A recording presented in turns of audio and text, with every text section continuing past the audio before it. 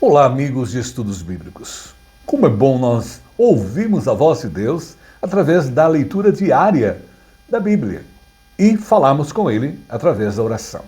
Estou muito contente com você que chegou hoje, é muito bem-vindo. E os que estão também há um bom tempo a estudar a Palavra de Deus.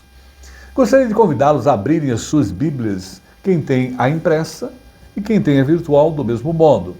Nós vamos para o Velho Testamento e nós vamos hoje para um dos profetas maiores, porque escreveram mais, o profeta Ezequiel. Então, lá no Velho Testamento, o profeta Ezequiel. E nós vamos para o capítulo 37, um dos capítulos mais conhecidos do livro de Ezequiel. Ezequiel 37. E vamos refletir hoje o restaurar de uma vida. O restaurar de uma vida. Bíblia aberta? Então nós vamos ler alguns versículos. Primeiro, de Ezequiel 37. Veio sobre mim a mão do Senhor. Ele me levou pelo Espírito do Senhor e me deixou no meio de um vale que estava cheio de ossos. Quinto, assim diz o Senhor Deus a estes ossos: eis que farei entrar o Espírito em vós e vivereis. Sexto, porei tendões sobre vós, farei crescer carne sobre vós estenderei pele e porei em vós o Espírito e vivereis, e sabereis que eu sou o Senhor.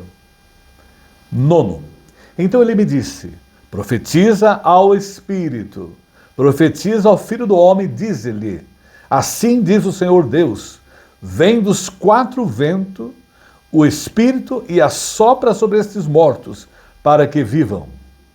E o último versículo da primeira leitura. Profetizei como ele me ordenara, e o Espírito entrou neles, e viveram e se puseram em pé, um exército sobremodo poderoso. Bíblia lida, oremos. Deus Todo-Poderoso, o Criador do céu e da terra, ao Senhor toda a glória, toda a honra e a alegria de poder abrir a Tua Palavra e aprender de Ti. Vem falar conosco através dela, me usa como instrumento, nos dê o alimento espiritual. Agradecemos por esse momento de comunhão com a Tua Palavra e oramos em nome de Jesus. Amém. O restaurar de uma vida. O quadro nos dias atuais é muito triste. Nos deparamos com muitas pessoas com vidas totalmente quebradas. Pessoas que estão tristes, abatidas. E a grande verdade é que nesta vida ninguém passa sem ter experiências que muitas vezes nos magoam, nos entristecem e nos causam dor de alma. Dificuldades que vêm, problemas, sofrimento, tempestades, crises, acidentes, doenças. Temos que estar preparados para vivermos também situações similares a estas citadas. Nós estamos no livro de Ezequiel e o povo de Israel estava a passar por essa situação. O profeta Jeremias, que é contemporâneo de Ezequiel, advertiu ao povo com mensagens para eles andarem de acordo com a orientação divina, abandonarem o pecado e se voltarem para Deus. E foram alertados que eles teriam problemas, viria a destruição dos babilônios sobre eles. Isso a gente percebe muito bem em 2 Crônicas 36, 15 a 16. O alerta de Deus. O Senhor, o Deus dos seus antepassados, advertiu-os várias vezes por meio de seus mensageiros, pois ele tinha compaixão de seu povo e do lugar de sua habitação. Deus queria que o povo visse bem.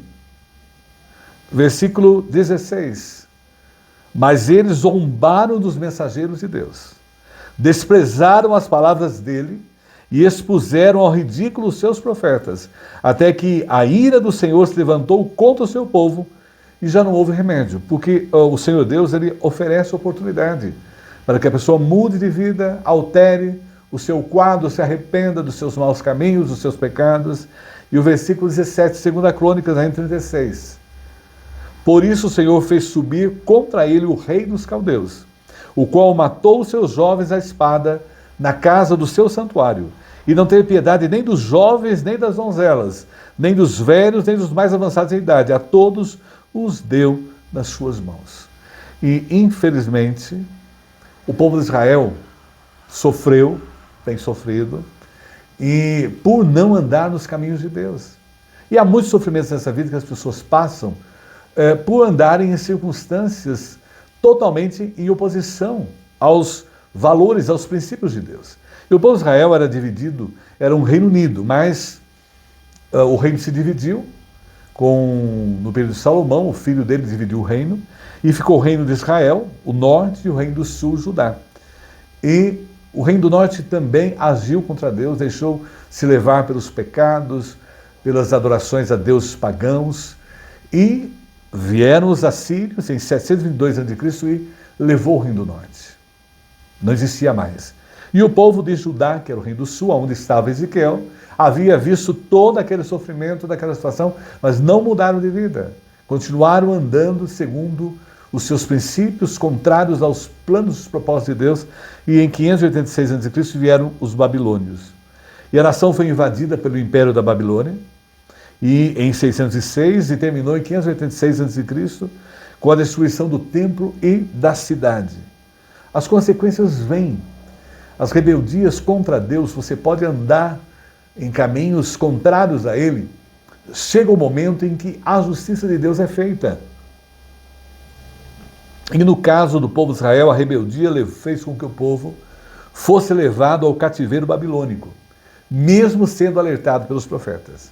É o que nós fazemos hoje, nós que falamos, pregamos, anunciamos as pessoas para elas terem a experiência com Deus, a transformação, viverem uma vida que agrade a Deus e sejam preparadas para o encontro com Deus.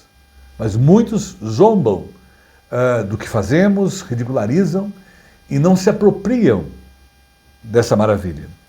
E nós percebemos o povo de Israel agora, o povo que era o reino de Judá, ali, juntamente com Ezequiel. E no Salmo 137, mostra bem a realidade que eles estavam, de dor, de sofrimento, de miséria.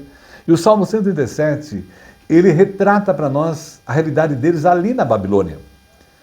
Salmo 137, 1 e 2. Às margens dos rios da Babilônia nos sentamos e choramos, com saudades de Sião. Nos salgueiros que ali estavam, penduramos nossas harpas. Agora eles estavam com saudade de Sião, saudade de Jerusalém, saudade da intimidade, da vida com Deus ali em Israel. O Salmo 137, 3. Lá os que nos exilaram, nos levaram cativos, pediam canções, nossos raptores queriam alegria. Cantai-nos um canto de Sião.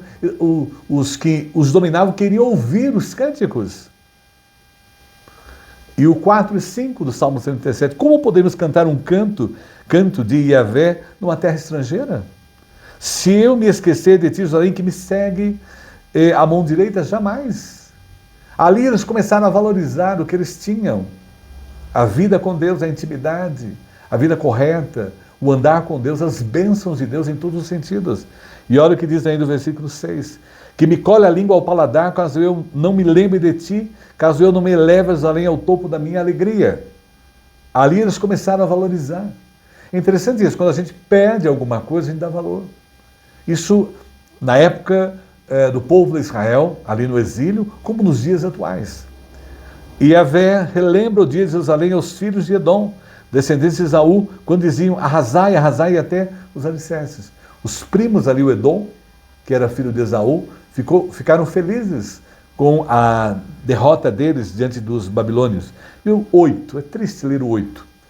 Ó devastador é filho de Babel, feliz quem devolver a ti o mal que nos fizeste. Feliz quem agarrar e esmagar seus rendeiros contra a rocha. É tão dura a vida que eles estavam ali, tão triste, que eles estavam totalmente sem esperanças de mudança de vida. Praticamente estavam derrotados, infelizes ali naquela situação, naquela realidade, não conseguiam nem cantar.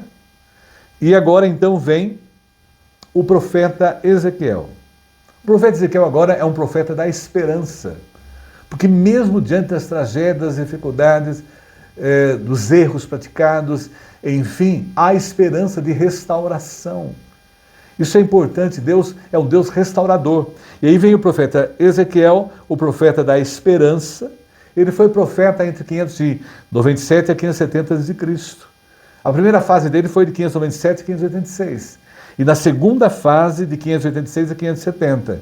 E é claro que ele proclama ao povo, por mais que a situação esteja difícil, os problemas sejam grandiosos, mas ele conclama que há esperança na restauração. E o profeta vem anunciar a eles que eles vão voltar do exílio. É tão bom saber que a pessoa vai sair daquela situação difícil, que tudo passa nessa vida, tudo é temporal. E ele usa a parábola do Vale dos Ossos Secos. É esse texto que nós estamos meditando.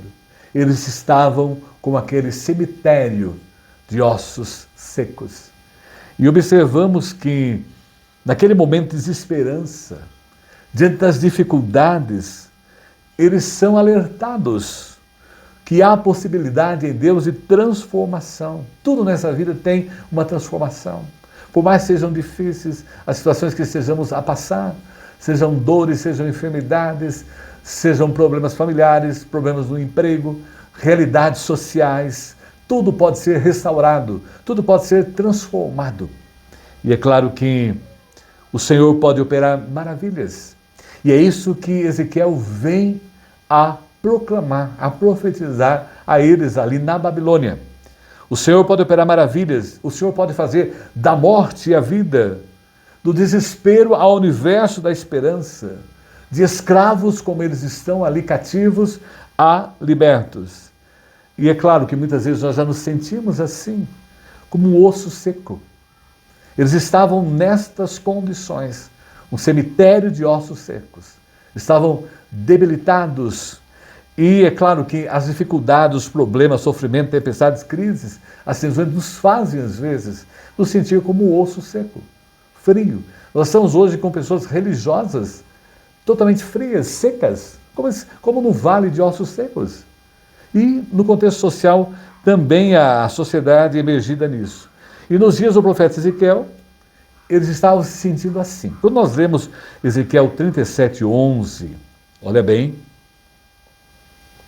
vai mostrar a realidade deles, se sentindo como ossos secos. Então me disse, filho do homem, estes ossos são toda a casa de Israel. Olha como está a situação espiritual dessas pessoas.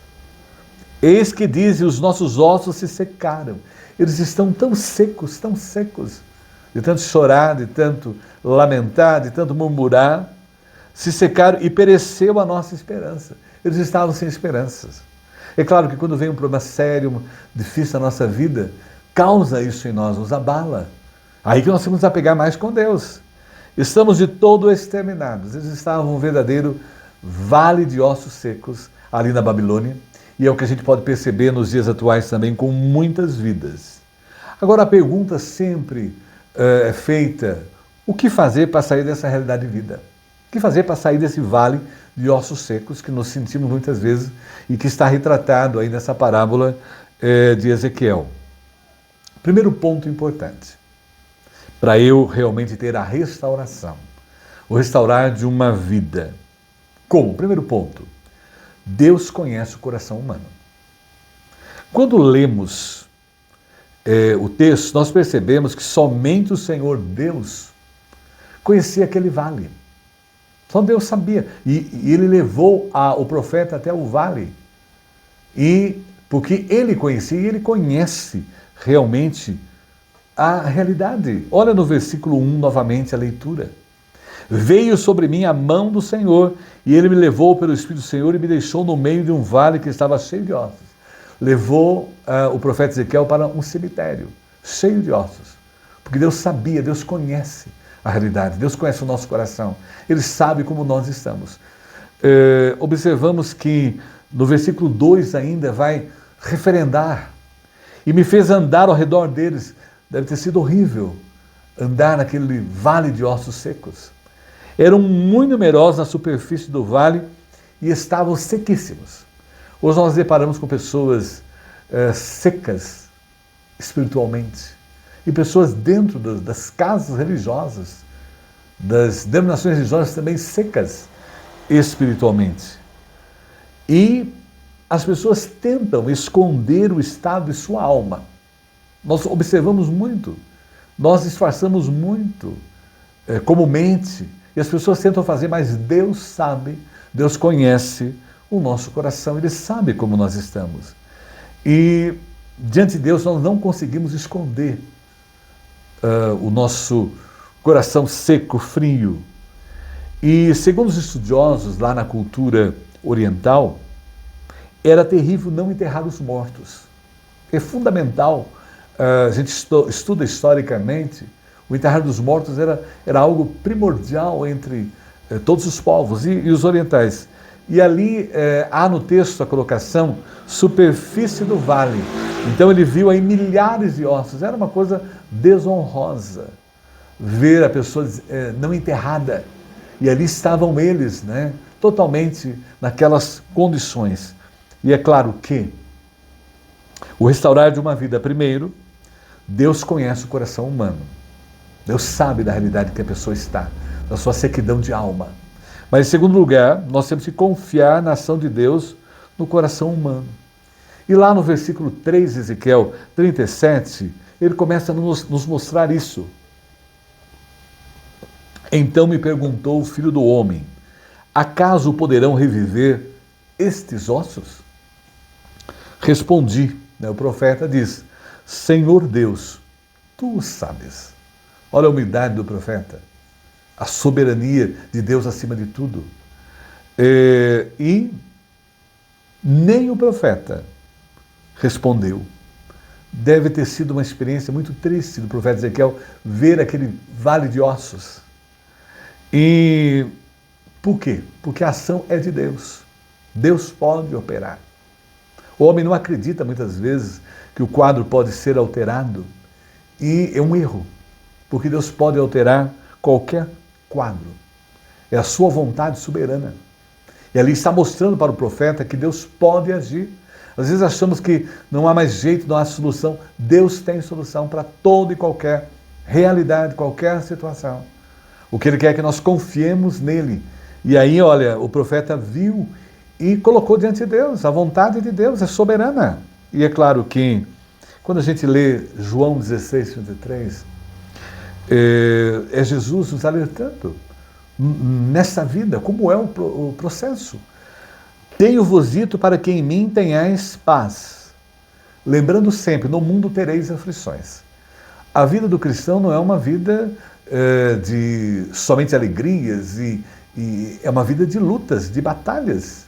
Se o próprio Jesus Cristo que veio a esse mundo foi uma vida luta, de batalha e deu a sua vida, sacrificou-se, quem dera nós que somos seus filhos, seguidores. E no mundo tereis aflições. Então a gente tem que sempre tomar consciência, não estamos livres só na eternidade. Mas tem de bom ânimo, eu venci o mundo. Ele nos dá a capacitação. É Deus que nos capacita a vencer qualquer realidade difícil. Tempestade, acidente, mortes, enfim, as realidades mais variadas. E nós vamos recordar aqui um cântico de Jesus que nós cantamos há muito. Minha irmã lembrou a música, eu até não lembrei a música para cantar. Há momentos que na vida pensamos em olhar para trás. Cante aí quem sabe cantar. É preciso pedir ajuda para poder continuar.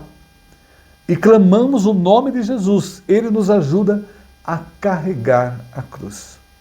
Então é tão bom saber que Jesus nos ajuda a carregar. Ele carregou a cruz por nós e nos ajuda a carregar também os nossos fardos. Vinde a mim todos estáis cansados, eu vos aliviarei. Tomai sobre vós o meu jugo e aprendei de mim que sou manso e humilde de coração.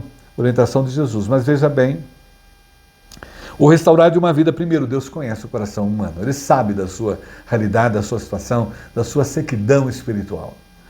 Nós temos que confiar na ação de Deus no coração do humano. Ele pode realmente operar, como ele estava ali a mostrar para o profeta Ezequiel. Mas em terceiro lugar, a palavra de Deus pode transformar o coração humano. Então aí nós começamos a perceber a orientação dada, né, diante da restauração que há na nossa vida, o restaurar de uma vida. É tão bom saber que a palavra de Deus pode transformar o coração humano. E quando lemos aí a orientação dada pelo profeta Ezequiel, o capítulo 37, o versículo 4, olha lá, disse-me ele, profetiza a estes ossos e diz-lhes, ossos secos, ouvi a palavra do Senhor. Veja como a palavra, a Bíblia, pode reviver, pode restaurar, pode transformar o vale de ossos secos.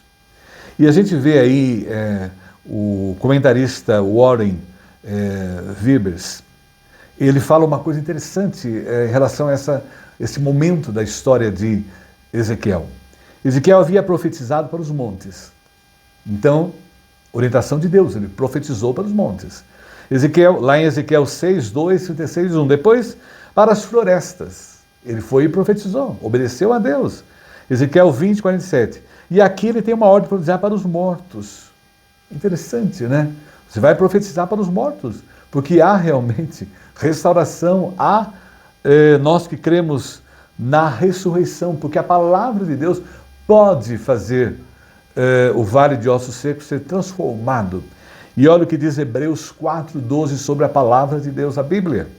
Pois a palavra de Deus é viva e eficaz, e mais afiada que qualquer espada de 2 gumes. Ela penetra no coração do homem. Ela penetra até ponto de dividir alma e espírito, juntas e medulas, e julga os pensamentos e intenções dos corações. Ela penetra no coração, ela transforma, tira aquele coração de pedra e coloca um coração segundo a vontade de Deus.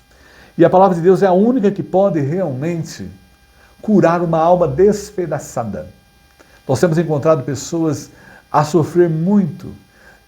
No rosto semblante apresenta uma alegria superficial. Mas dentro de si há uma alma totalmente despedaçada, em sequidão, no vale de ossos secos. E que a palavra de Deus seja o alimento que nutre a tua alma e te fortaleça espiritualmente, que nos fortalece, nos dá vigor, nos alimenta espiritualmente, é a palavra. E aí ela está sendo usada para transformar aquele vale de ossos secos. E lá no Salmo 119, um salmo interessante, ele tem 176 versículos. Fica aí a lição de casa para todos. Ler o Salmo 119, os 176 versículos. Salmo 119, 28. A minha alma de tristeza verte de lágrimas. Olha bem aí, a cura para a dor, para o sofrimento da palavra de Deus. Fortalece-me segundo a tua palavra. Quando nós lemos a Bíblia, ela nos revigora, ela nos dá consolo. E aí no Salmo 119, versículo 50 ainda. Este é o meu consolo no meu sofrimento. A tua promessa da minha vida, porque é a promessa de restauração. Tudo na vida passa. E na hora certa o Senhor opera, Ele transforma. Por isso a importância de nós confiarmos plenamente nele. E eu gosto muito do pregador inglês, o príncipe dos pregadores da Inglaterra, o Charles Spurgeon. E ele coloca algo importante. ao pregar esse texto. Nenhuma língua toca as profundezas de minha natureza como a palavra de Deus. E nenhuma outra produz calma tão profunda dentro do meu espírito. Você quer ter calma? Leia a Bíblia. Estude a Bíblia. Prefiro-a a todas as forças da natureza, pois a palavra de Deus é a fonte de todo o poder do universo. Suaviza minha memória. É o que Spurgeon diz ainda. Ilumina minha esperança. Estimula minha imaginação. Dirige o meu juízo. Comanda a minha vontade. E anima o meu coração. Então aí nós vemos a colocação do Charles Spurgeon, o maior pregador de todos os tempos da sua época. E o Romanos 10, 17 fecha. De sorte que a fé é pelo ouvir. Nós falamos, nós estamos alertando toda semana. São 255 orientações de escolas dominicais online. E ouvir, e pelo ouvir, e ouvir pela palavra de Deus. E o que está nos falar hoje, nos alimentar hoje, nos fortalecer, é a palavra de Deus. Mas vejam bem, o restaurar de uma vida. Deus conhece o coração humano. Confiar na ação dele no coração humano e saber que a palavra de Deus nos transforma. Mas vejam bem, o valor da comunhão fraternal. Ezequiel 37, ainda 7. Então profetizei segundo me fora ordenado. Enquanto eu profetizava, houve um ruído, um barulho de ossos que batiam. De repente o cemitério começou a se movimentar. Vai assustar muita gente. Contra ossos e se juntavam cada osso ao seu osso. E agora o 37:8. Olhei, eis que havia tendões sobre eles, a coisa começou a transformar, e cresceram as carnes.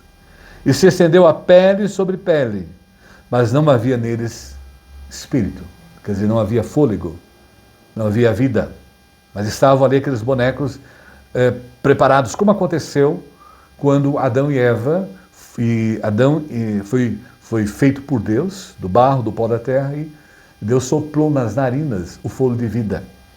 Olha que interessante. Então ali o milagre ocorreu com a união dos ossos. Unidade. Os ossos se uniram. Eles estavam totalmente separados ali daquele cemitério. E começou a haver a transformação. Por quê? Porque o amor fraternal é o que mantém a vida dos servos de Deus, dos cristãos, dos filhos de Deus. É o amor. A linguagem do céu é o amor. E a gente pôde sentir o amor fraternal do próprio Deus quando deu o seu Filho. É o conhecido no grego o amor ágape, o amor que sacrifica, se dá a vida pelo outro. E a gente vê a importância da unidade. Os ossos tiveram que se unir para poder voltar à vida. O Mateus capítulo 22, versículo 37 e 39 nos diz: amarás o Senhor teu Deus de todo o coração, toda a tua alma e de todo o entendimento. Aqui resume o que é a verdadeira religião. É o amor a Deus sobre todas as coisas. E até o próximo como a si mesmo. Isso resume. Se eu sou um religioso, mas não cumpro essa lei de Deus, a lei do amor, fica sem sentido. A minha religião é vã.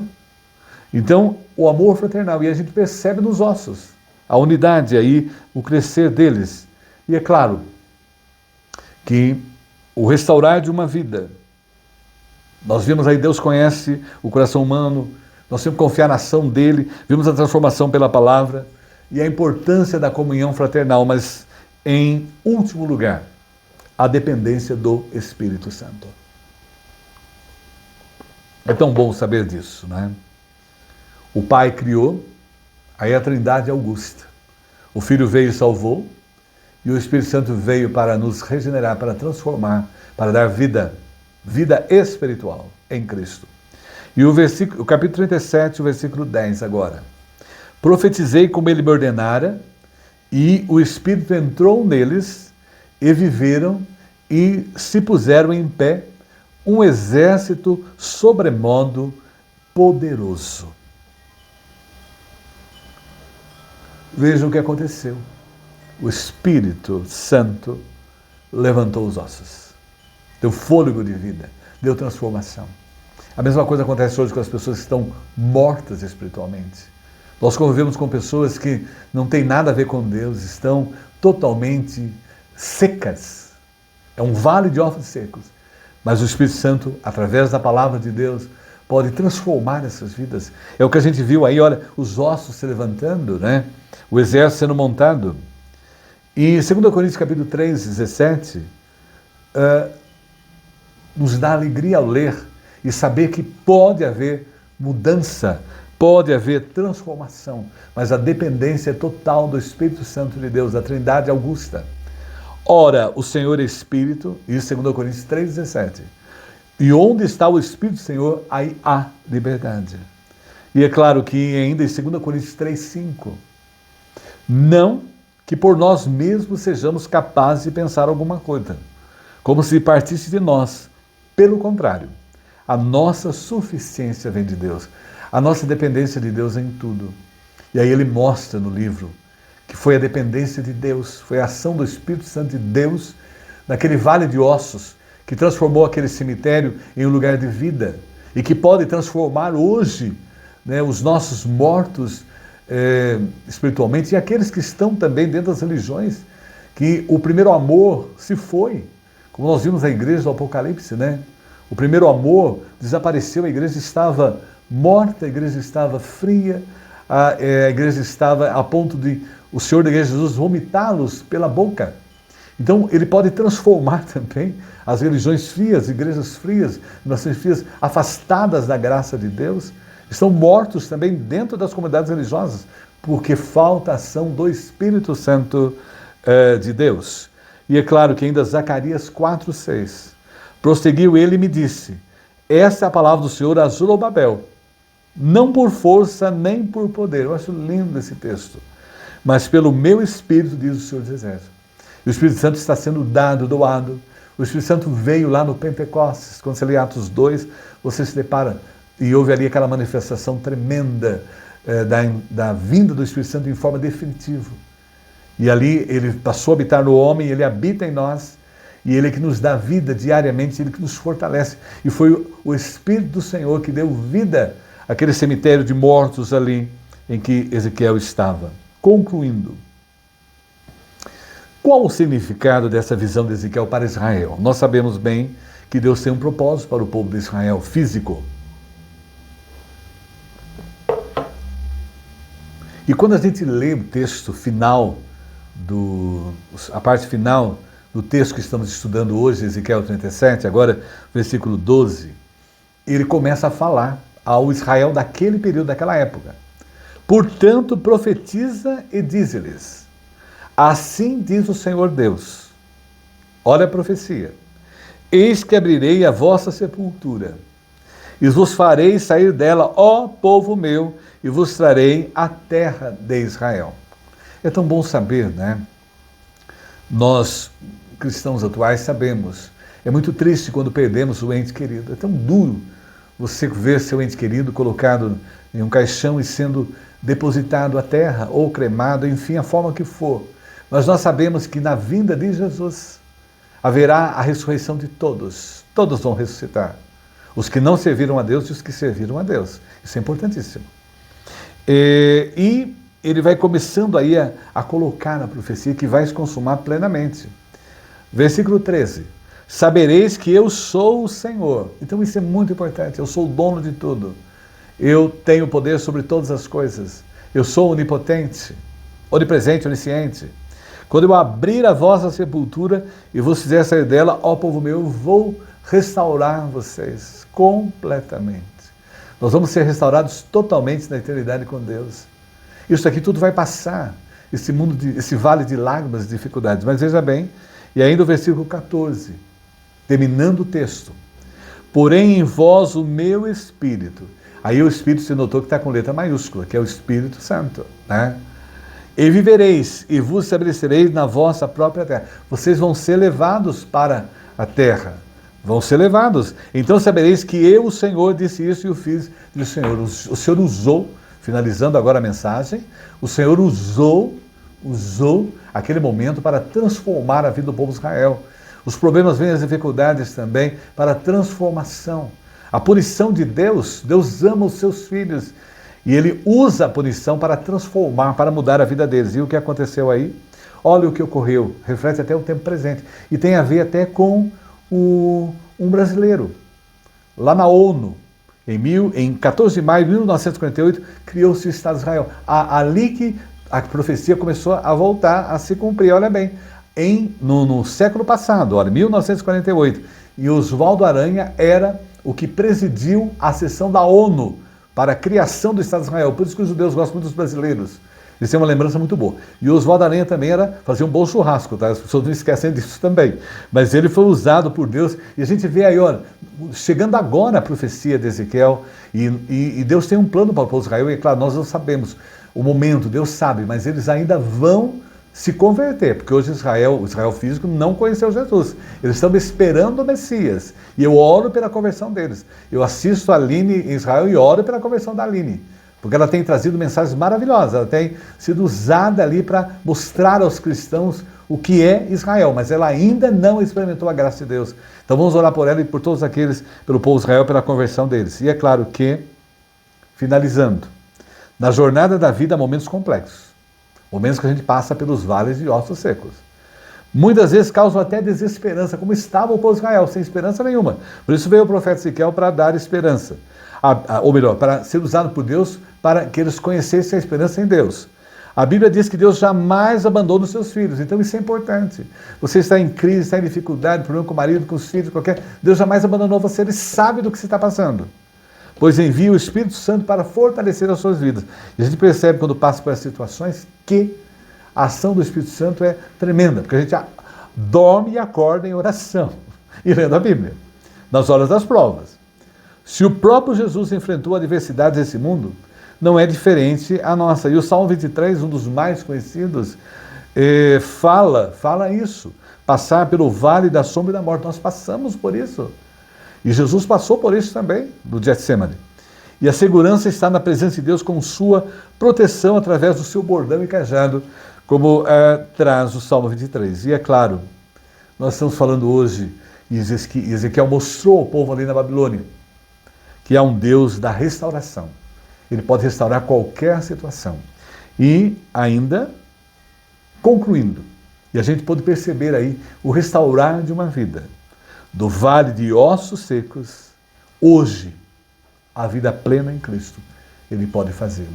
Oxalá que Deus realmente esteja operando na sua vida, como já operou na minha, e que haja realmente restauração em um mundo um vale de ossos secos que vivemos espiritualmente, tanto dentro das igrejas como fora. Que Deus os abençoe. Amém. Vamos orar antes de nós cantarmos o hino.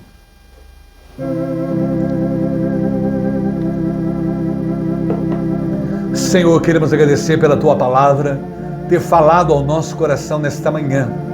Como é bom saber que temos um Deus todo-poderoso, um Deus que restaura, que transforma, um Deus que perdoa os nossos pecados. E quando nos arrependemos, sentimos a ação do Teu Santo Espírito, nos dando paz, alegria, certeza, segurança, que se confessarmos os nossos pecados, Ele é fiel e justo para nos perdoar os pecados e nos purificar de toda justiça. O Senhor perdoou Israel e o Senhor trouxe de volta Israel do exílio. E rogamos ao Pai que o Senhor traga Israel para a Igreja de Cristo, que haja conversão, ó Pai, de Israel, do povo de Israel nos dias atuais, ali, ó Pai, onde o Senhor os colocou. Ó Pai, agradecemos muito pelos 100 anos do Senhor Janguito, presbítero Janguito, tio Janguito, gratos porque hoje, dia 14 de fevereiro, ele comemora, gratos por mais de 35 mil dias dados a ele. Continua abençoando a sua vida, usando poderosamente ele e sua família. Agradecemos muito ao Pai, porque o Mateus, temos orado por ele, filho do coração da Patrícia, depois de 4 meses, está voltando para a casa do hospital, Senhor. Agradecemos ao Pai pela vida do Felipe, também netinho da Tânia.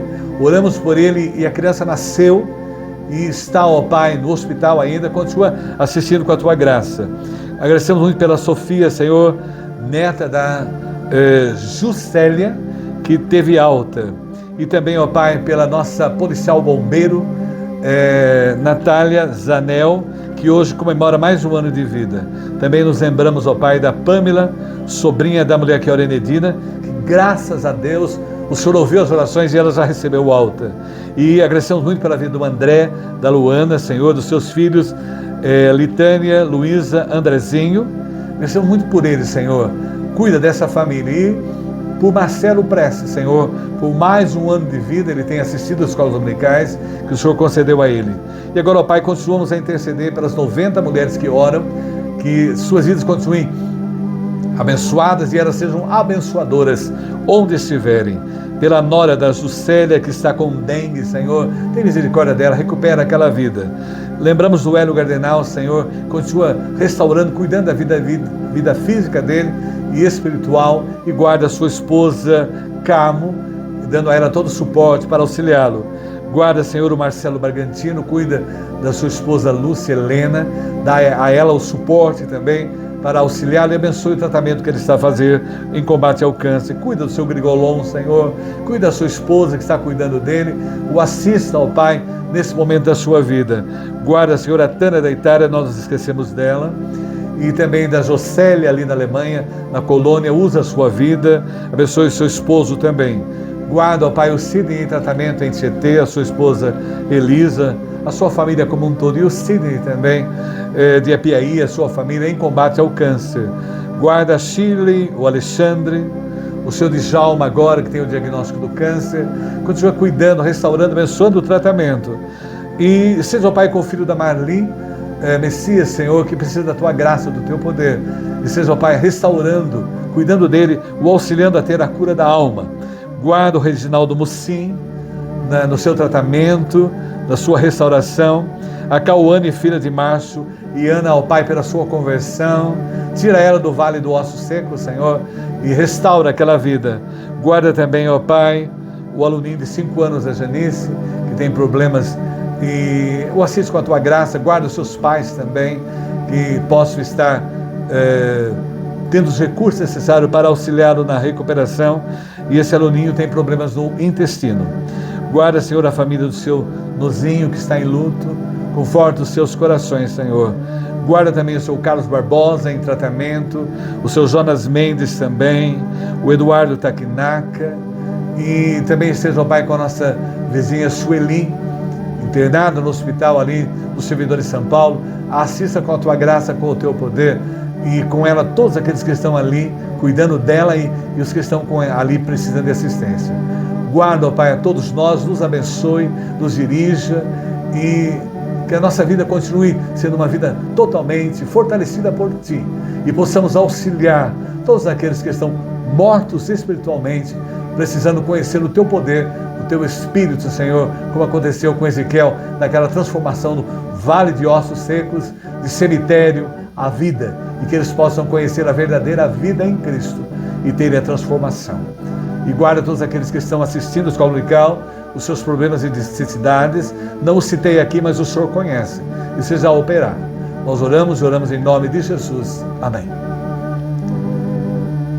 Que Deus abençoe. E agora vamos cantar, encerrando a Escola Dominical Online.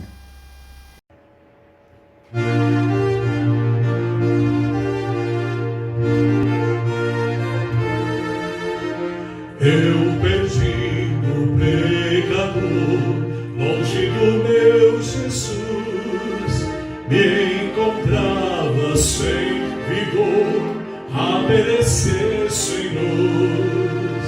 Eu estava, Cristo veio, dando-me sua mão, e salvar-me conseguiu da perdição.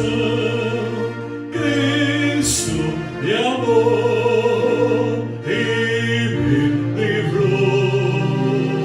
O seu imenso amor me transformou. Vai seu poder, o seu querer. Sim, Cristo Salvador me transformou. Minha vida, todo ser, quero lhe consagrar. A seu lado vou viver, o seu amor contar.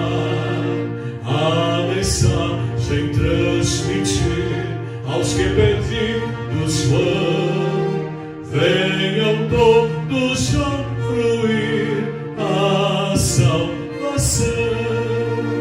Cristo me amou e me livrou, o seu imenso amor me transformou.